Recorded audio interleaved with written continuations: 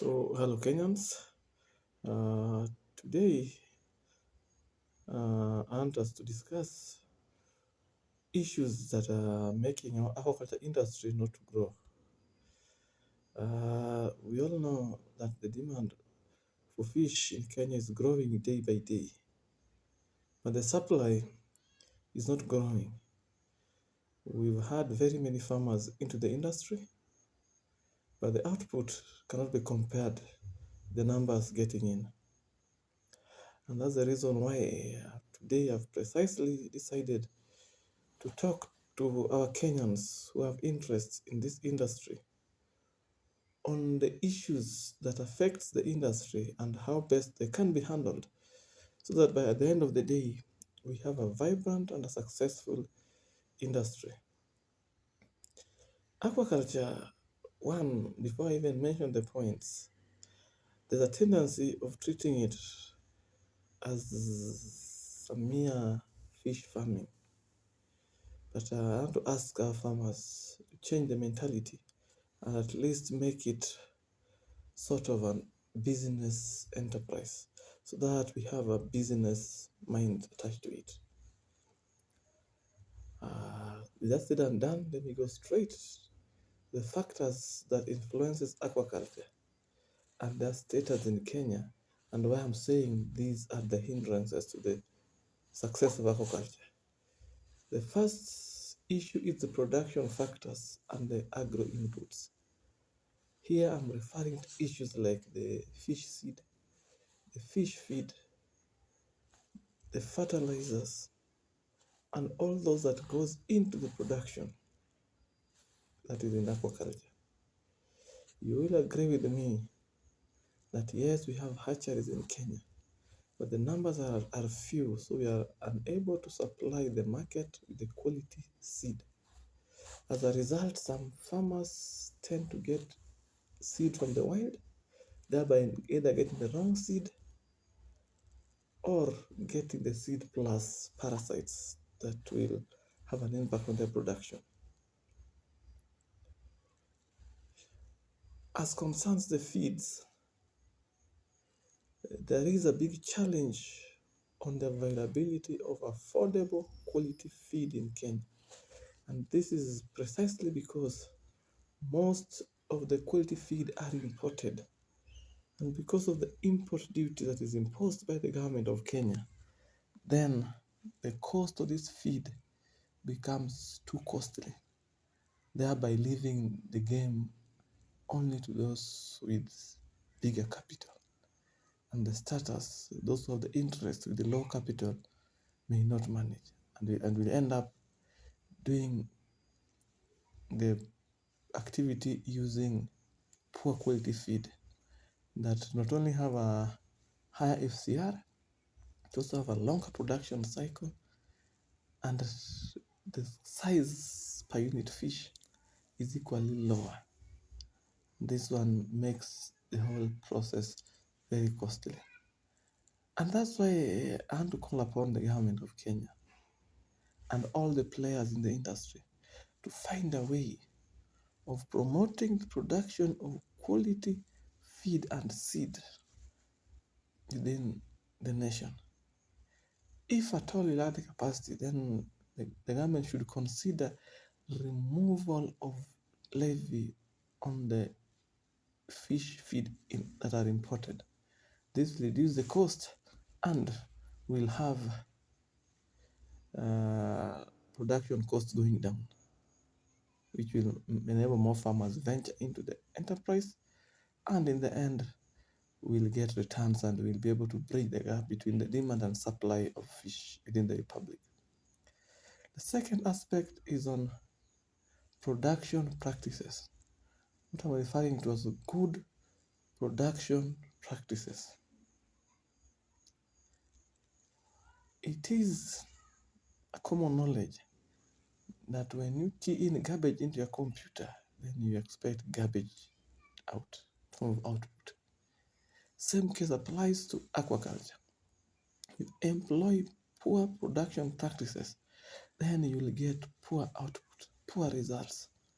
This has really impacted on most large-scale farmers who employ those who are not well trained to man their farms.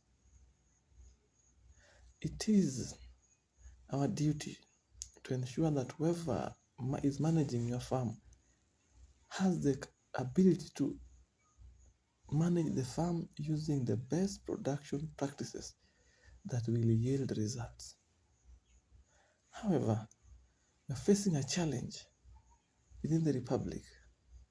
We have people who are employees of the government who are called fisheries officers, extension officers, technicians, but they are worse, more worse than the people they are serving.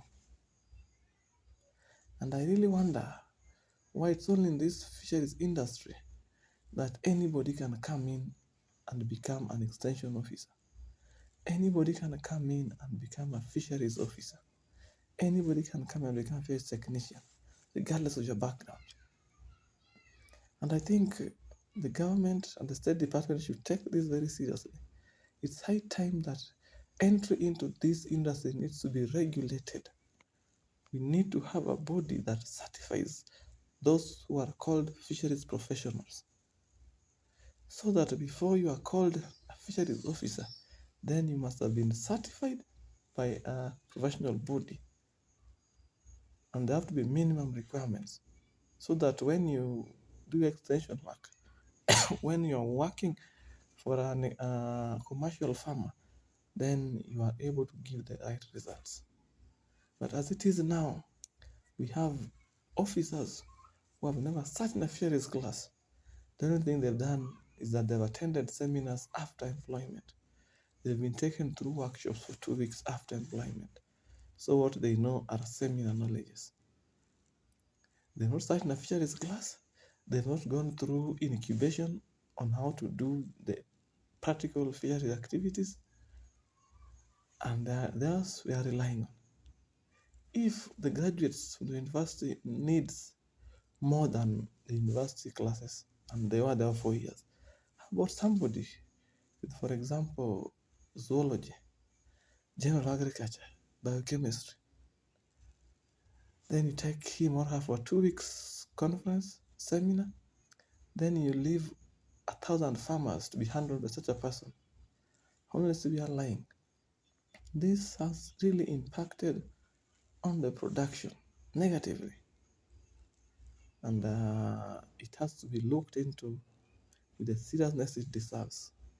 If not, then we'll keep talking about increased demand and low supply every year until thy kingdom come.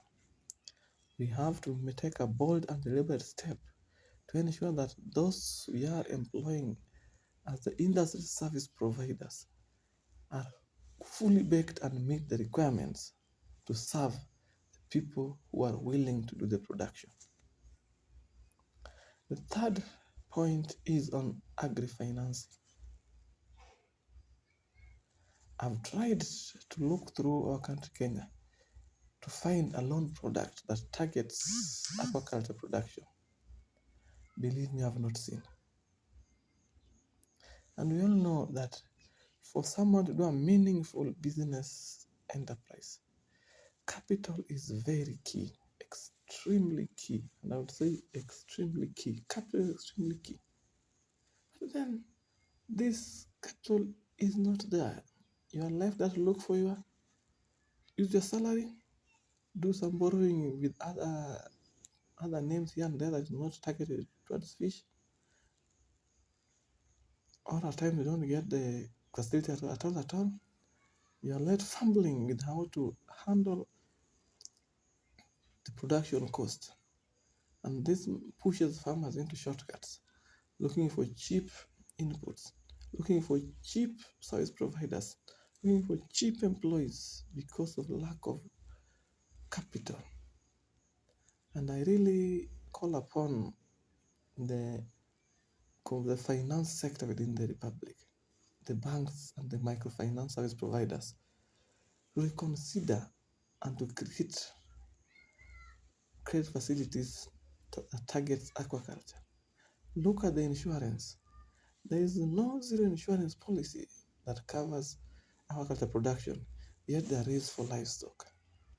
This makes the farmers and potential farmers fear venturing into this activity, and it leaves it vulnerable.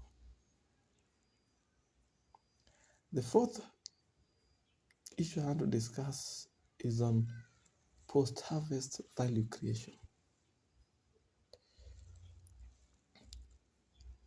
A big majority of our farmers work very hard and ensure that their fish attain harvest stage. And indeed, the fish gets harvested. But the returns they get from their effort is very little. Why? Some fish is lost as a result of post-harvest losses, and the bulk of it is sold cheaply through brokers